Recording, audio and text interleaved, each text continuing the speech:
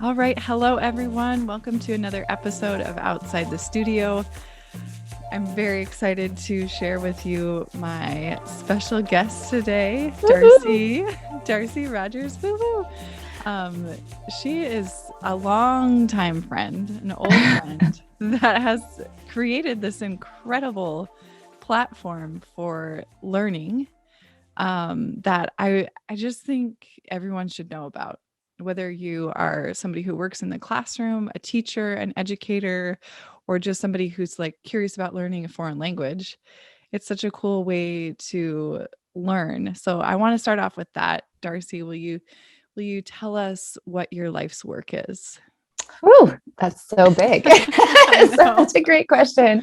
First of all, thanks for having me. It's really fun to see you again and to be doing this with you. It's cool to see where life has taken you and what you're doing and to see what we're both doing in text. So this is really neat to get to be here with you.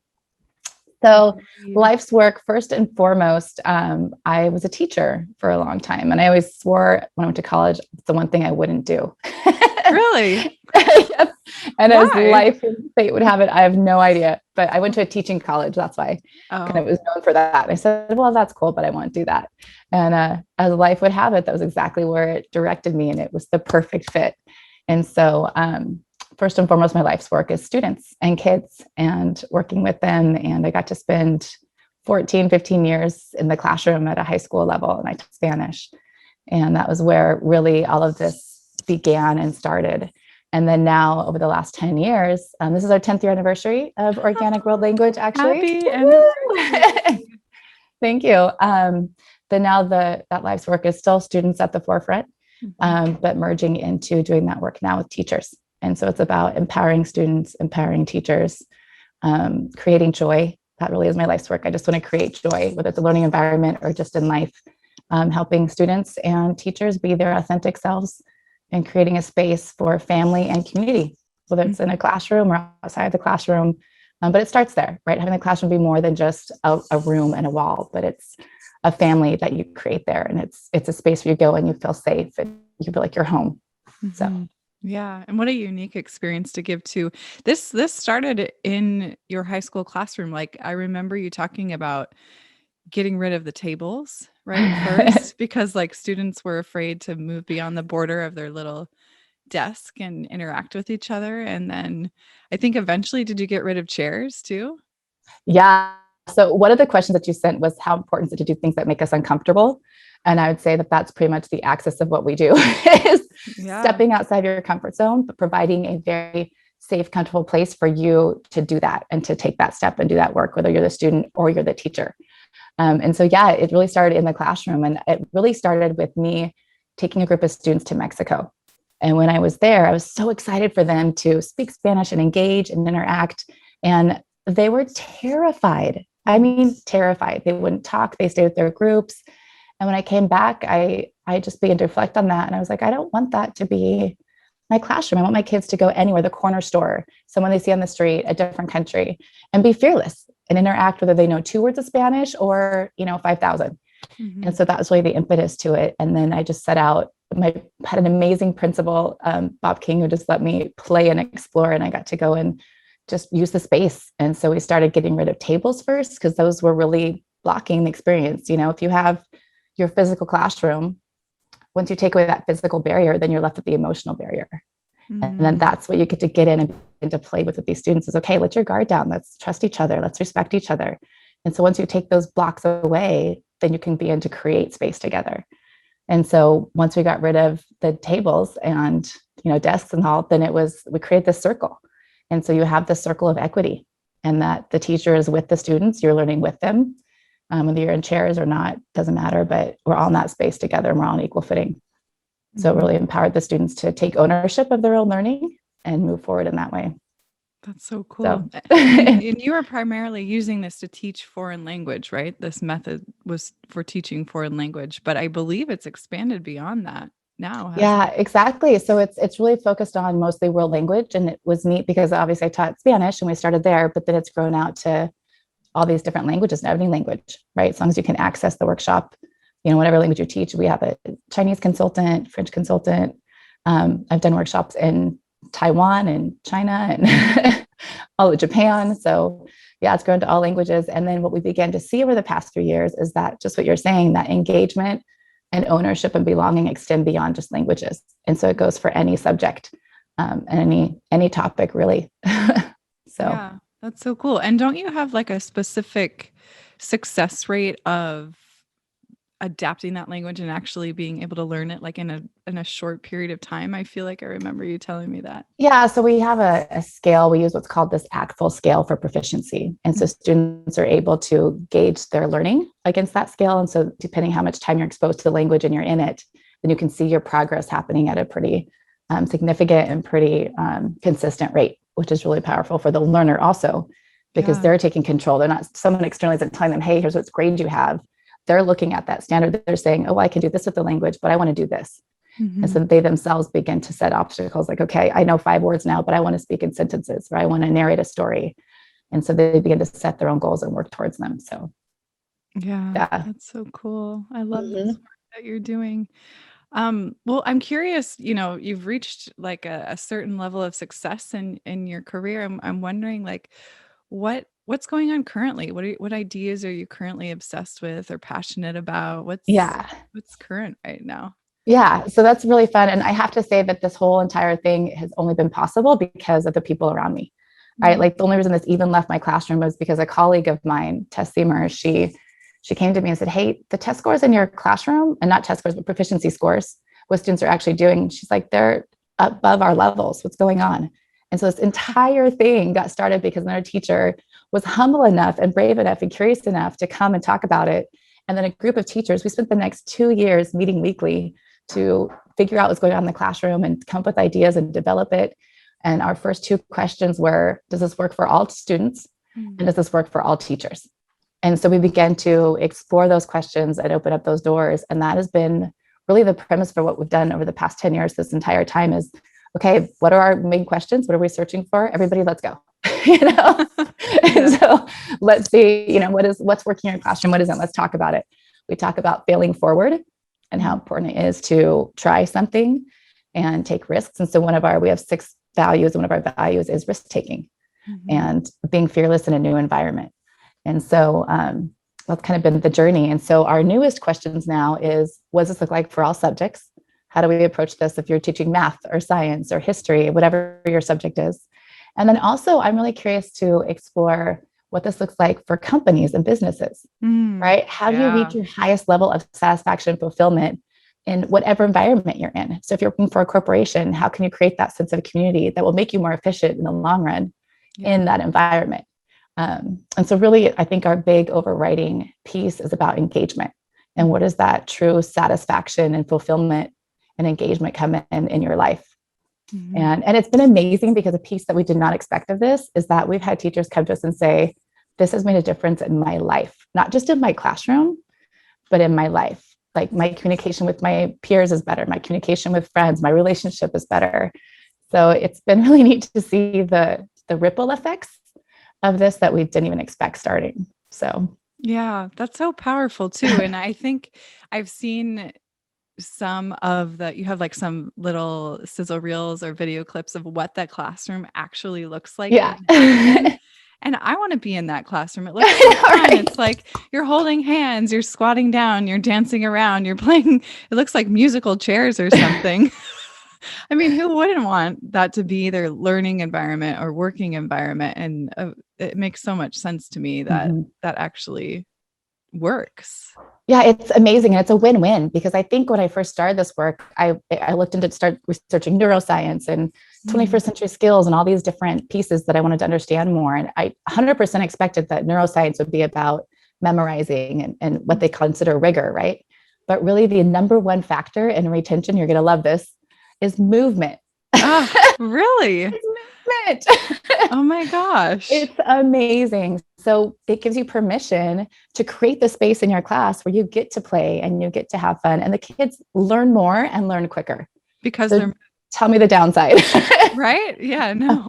And as a teacher, you get to have more fun, go in and be with your kids. And we talk about creating this immersive space. When you go in that classroom, you're in that target language. And this is what we do in here. right? You're in Spanish or French or German. And our new areas we're exploring now are what does that look like in a math class? Oh, there's the cattail. I love it. Oh my gosh. Yes, this is a Beha. She usually shows up. Oh, there she is. Yeah. Yeah. And so how do you create immersive, like you're a mathematician or you are a scientist, right? And creating those spaces of identity and belief about yourself in that classroom. Yeah. So, oh gosh, and especially, how helpful. Oh, it's awesome. And then think about math, right? We're all terrified of math. So it's any space you walk into where you're not comfortable in that space. So let's create a space where you can be fearless in that environment and not afraid to tackle it. Yeah. Oh gosh, I wish that would have been a thing in, for me in middle school and high school. I just like those were my most traumatic experiences. I know, right? We can flip that narrative, right? Almost everyone says like, well, I hated math or I wasn't good at math. Well, let's flip that. Like, what can you do? And it's a lot about that positive talk and that positive self-talk. Because we all have those stories in our head and those narrations that we tell ourselves. And so we post on our social media a lot. Every day we have something that we post and we have questions that we ask the community and they have to think about, and the one for today, Jacqueline Hathaway-Roubaix is one of my colleagues. And she posted for a day and it just said, what's a negative story that you tell yourself that you can flip, that you can turn to the positive? Yeah. And so powerful. I love that. Well, I'm curious, what's the past couple of years been like for you going through COVID? Because I imagine there might have been some pivoting with how you work with people in the classroom. We're all kind of on Zoom these days. You and I are on Zoom right now. I know. Hey, I know that. I would say that it's been crazy because, of course, our biggest component with what we do is that breaking down those barriers. And so the touch piece, right? And whatever level you're comfortable or not comfortable with that, right? Like we're not asking people to hug each other all day long, right? But when you do touch someone, you break down a barrier, right? So it's building that connection. And so when this first happened, I got to say the first couple of months, we're an educational consulting company and we do workshops in person. And internationally, the entire education system shut down. Yeah. So that was definitely scary at first, right? And then my incredible team just stepped up and pivoted. And we just started doing everything online and creating new resources and creating new workshops. And what blew my mind is that I was so into the physical aspect of it, that what was amazing was how we were able to create connection and space over Zoom. Yeah. And how possible it is, because in the day, it's about that heart-to-heart connection. Yeah. And you can achieve that no matter what. Yeah. So that was really incredible to discover. That's good to know. And are you thinking to, now we're at a point where things might be starting to open up again. Are you moving down that path too, or are you still? Yeah, funny timing, actually. Yeah, just yesterday we started to lock in some of our summer offerings. So our very first one is going to be in Oregon, actually. So cool. I know. So at the end of June, we're going to do, we call it a boot camp. It's a week-long training and we just get to dive in and get messy with our teachers. And we bring in the social emotional learning component. We actually refer to a lot of the Brene Brown work and other work out there. And just they get hands-on time to practice and try the strategies. And it's an amazing time because we go out afterwards, wineries, breweries, all the fun stuff. And so we're starting to merge back into that. And I think the big learning moment through all this is that we get to learn during COVID and what we were doing before and merge it together. Right. And it's only going to make us stronger, which is incredible. Yeah. So, and I imagine you can reach more people this way. Maybe it's like a hybrid offering going forward for people that can't make it in person. Yeah. And I think what COVID kind of forced us to do in a way is that there are things that we wanted to do, but because we were so focused on in person, we never got to it. And so now we were forced to, through COVID, only focus on the virtual and the digital. And so it really helped us develop a robust virtual support program. And we're able to support teachers in a new way where, we do workshops and then leave. And that never was our model. We always wanted to provide workshops and keep the follow-up going. Yeah. And I think the virtual digital aspect really allowed us to create that more and design that. And so now we can do a workshop and then virtually support teachers along the way afterwards. And so I think we'll meet our goals better now and support teachers in the way that we want to. That's so cool. Well, and you mentioned emotional and social work, which I think is so important, and bringing in some of Brene Brown's philosophy. And I guess I'm wondering, in terms of like removing the barriers, and then you're left with this very raw, vulnerable, emotional being that we all are. Do you think people in that state, like, is it all fear? Is it that we have a hard time being honest with ourselves? What do you think it is that then we bump up against, and what do you see in the classroom? Mm-hmm. And I would say with both students and teachers alike, I think you hit it on the head. The biggest thing is being honest with ourselves. And then secondly, the fear. And I'd say the number one factor that we run into is fear. And so, we're not trained counselors. That's not what we do. And so if we're going to have an element like that, say in the classroom or in a workshop, then we want to make sure that people know that if it triggers something, that they have somewhere to go to, and so making sure that we have those support systems around also, because you never know what people are bringing into the space. And so making sure that, that it is a safe space, that people know they can be supported there. But I say fear is the number one factor. And then giving them hope, right? Letting them know that if you try this, it's going to be okay, right? Like you're going to see better results. You're going to get to be the person you want to be in the classroom. And so like we've had teachers come to us and they say, this is what I always want to do, but didn't know how. So thank you for letting me be the person I want to be. Yeah. So powerful. Mm-hmm. Have you had to work through some of that yourself? Or I feel like as I've known you for over a decade, Darcy, you've always been such an outgoing person. I don't experience you. And I mean, everybody has their own fears and emotions and stuff. And we all experience them different ways, but I'm wondering if you've had to work through some of these things yourself. Yeah, definitely. That'd be ingenious and authentic not to say that, there's definitely been a lot of personal work and self-care work. I actually took a course through Wings. It's out of Medford in Portland. And they have a well-being course and then a crossover course. And it's amazing just to go in, and it's several days of intense work, and you get to reflect on just your life and where you want to go and who you want to be. And, it gives you tools to communicate with other people and to work through any things that might come up for you. So there's definitely been work that I've done myself, and there's still fears that I have. The digital space and the virtual space is still a new space to me. And so getting comfortable with recording things or, those kinds of spaces is still kind of new, Yeah. So it's totally. fun. Yeah. It's totally different platform. It's kind of like, is anybody out there listening? Am I talking to a vacuum? And our workshops are, and our workshops are still very interactive, which is fun. We still, engage everyone, have some videos on, and we play games together, and we still create that play in that space, which is fun. I'd say another area of growth is we want to write a book. And so that's the next step, is getting that going. So, moving into the other areas and new realms. So exploring what this could look like for, businesses or companies and other subjects. So there's always new areas to grow into, and new ways that, I myself can learn to be more empowered and step into my power.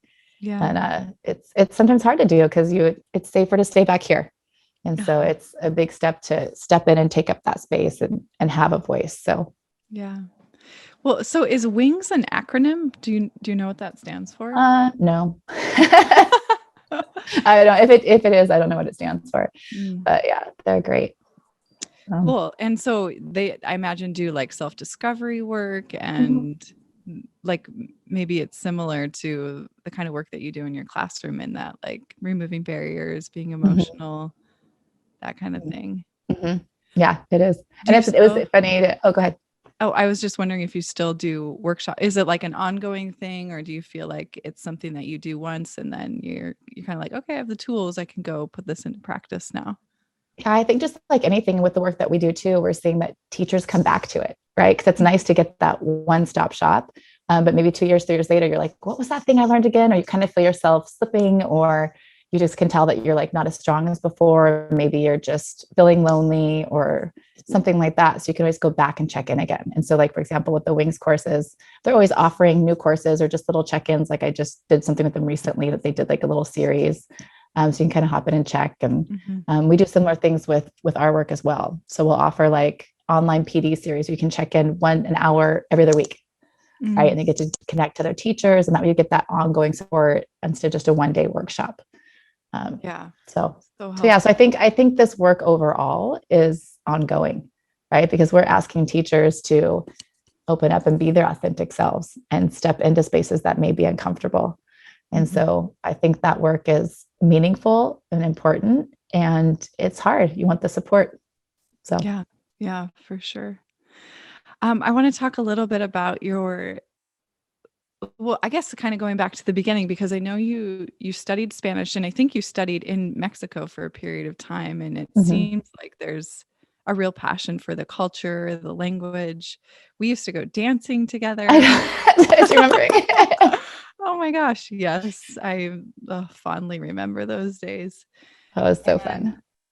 And I mean, it's still there in you, I'm sure. And like taking your whole class to Mexico, what a cool experience. Do you feel like as you developed Ola, well, so tell me, now I'm like layering on a million questions. This is so good. I love it. I see this is going. Because there's Ola. Was it originally Ola, organic language? I can't remember what the A stands for. Oh, this is so good. So that's so fun. So I love how things evolve in like origin stories. Yes, me too. It's so good because that's like the heart of it, right? And I feel like as we grow and evolve in this organization, we keep going back to our basics and like that teacher, right? And that idea of curiosity and collaboration and exploration. And so this organization was originally called Organic Language Acquisition, which was the Ola. Yay! I know it's not like that word rolls off your tongue, right? It's something with an A. I mean, I know. I'm impressed. Nice job. And then we've actually changed it to Organic World Language. Okay. And part of the reason why was because Hola sounds like hola in Spanish. Yeah. And many teachers thought that we only worked with Spanish teachers. Gotcha. And so, yeah. And actually, I have a neat story for you. I was thinking about this last night, is that it's funny you asked that question, because when Hola first started, it had Hola in Spanish means a wave, right? And I remember it's one of the questions you also had was like self-care and things you do to like reconnect or re-inspire. And I often go to the coast, or now I live by the beach. So I go to the beach and just be with the ocean, right? And I remember there's this moment that I took a solo trip to the beach, to the coast. I was living in Oregon at the time. And I remember sitting there and I was watching the waves beating down on this rock. And I was thinking, oh my God, we're going to get so beat up. Like our ideas are so radical and it's so different. And there's this big education system that we want to redo, and like, we're just going to get beat down. And then I remember thinking, but wait, Hola, we're the wave.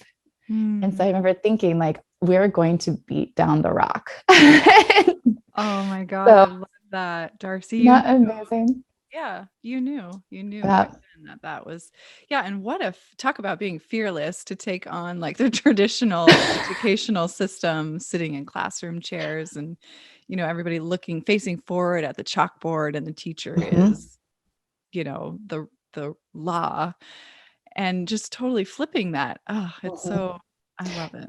Yeah. And it creates such a hierarchy, right? So when you have the teacher in front and they're like, they call it the sage on the stage, right? And they're just delivering information, where are students learning or acquiring? And especially, well, with any topic really, but especially with language, the student has to be the one to do it. If they're not using it and listening and speaking and writing, then they won't acquire it. And so creating a space where we're all in it together. And that equity piece also has really led us in the past couple of years to really focus more on one of our values, which is the social justice. And especially with the climate recently with Black Lives Matter and Stop Asian Hate and Protect Trans Lives.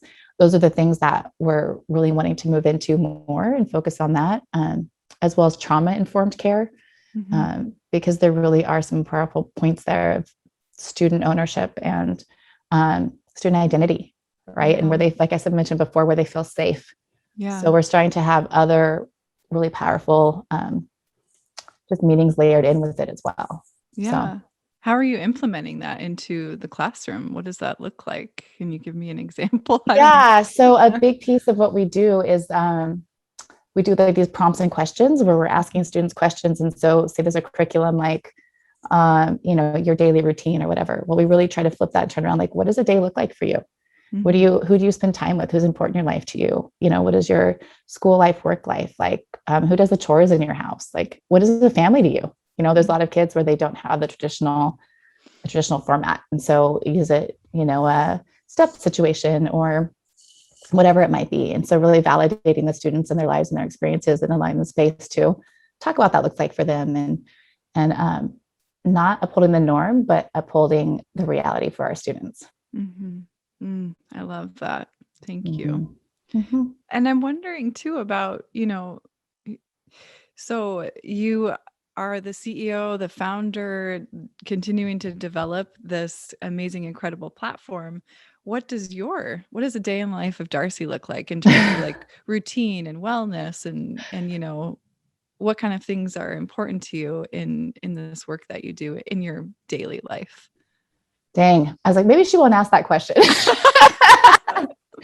That's a balance I think I'm still working on. And with COVID, it's definitely been an interesting new reality. Before pre-COVID, I was traveling constantly. I'd say I was in a different time zone every other week. And so I really had everything flipped on me with COVID. At the same time, I moved from Oregon to California. Went from a long distance relationship to a quarantine situation with a new stepson, which is amazing and awesome, and a new partner. So it's definitely been a journey and looking at what that new routine looks like. And I think when I feel the most free or just at home is when I'm taking time for all the pieces, right? Like getting the exercise in and taking time to read and getting family time and investing in the work that I love so much, that I'm still so passionate about, and meeting with the people that I'm fortunate enough to work with, and meeting with the teachers and doing workshops and all those things. So I think it's that balance that we always are trying to achieve of finding all those pieces and making them all fit. Oh my gosh, absolutely. Yeah. And especially when it's something that's new, like a new family, a new son, a new living situation, that takes a long time to settle and percolate and figure out what feels good and what what resonates. And I think you lived in Oregon for a long time. So I didn't even know you moved to California. Yeah, I moved to California. Come visit. Yeah, it's just been recent. We're here in Orange County. And it's awesome because we're like 15 minutes from the beach. So that's been I know, but the ironic things, I just had some friends visit and I was like, I have not been coming down here. You're like, when you live this close, and a lot of time for a minute, things were closed but now things are opening back up again. It's neat to be able to discover what I have around me and to take advantage of it. So yeah. I think one thing too is to take advantage of what we have around us, because we often just get stagnant and don't realize, and wherever you live, whatever you do, there's beauty around you. And for me, nature is my stimulus. So I hear you. What's funny about that is, so I grew up in Vancouver, Washington, and I swore, like you swore you'd never be a teacher. I swore I'd never come back to this town. And there you are. And here I am. I own a house, and this is where I put down roots. And I love your house. Thank you. Oh, you've stayed here before when you were doing one of your conferences in Portland. But it's funny because we have this huge city park, Forest Park, right? Have you been there? I don't think so. Oh, it's over like 40 miles of trail in the city. Like it takes me 15 minutes to get there. Oh, and yes. I didn't even know that existed when I was a teenager. It wasn't until I moved back here 6 years ago that I knew Forest Park even existed. So yes, I totally second that. Like getting outside of your comfort zone, even within the bubble of your own neighborhood, of the place you think so well that you almost take it for granted. Yeah. That's such good advice. Absolutely. Yeah. It's hard to do because, like I said, you just kind of get caught on day to day. And so even taking, like, we'll grab a picnic basket and go down and watch the sunset. My friends came and went running in the morning at the beach, and I was like, I literally haven't done that since I moved here. That not occurred to me before. So time, taking those moments to snag that when you can. So and just allowing yourself the patience to settle, because it hasn't been long since you've been down there, has it? No, I mean, it's been a year now. So I literally moved on March 1st, and 2 weeks later, the world shut down. Oh my gosh, right before. Wow. That's intense. Yeah. So there's a lot of people have gone through a lot this past year, so we're kind of all in the same place of identity searching and seeing what's next for people. And so, Cool.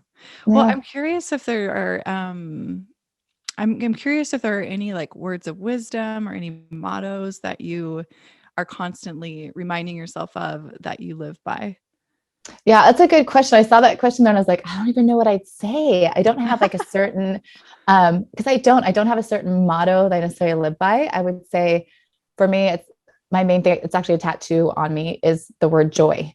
And the tattoo I have is joy in Norwegian. Oh, how do you say that in Norwegian? Don't quote me on this. I apologize if I say it wrong to and out there. It's Lykke. And I think it's Lika.